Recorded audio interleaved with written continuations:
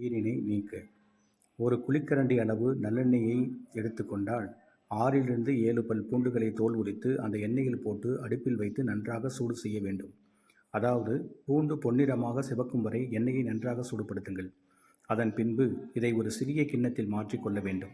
இந்த எண்ணெய் வெதுவெதுப்பான சூட்டோடு இருக்கும்போது எடுத்து உங்களது தலைகளில் வேர்க்கால்களில் படும்படி நன்றாக மசாஜ் செய்து 2 மணி நேரம் வரை ஊற விட்டு விடுங்கள்.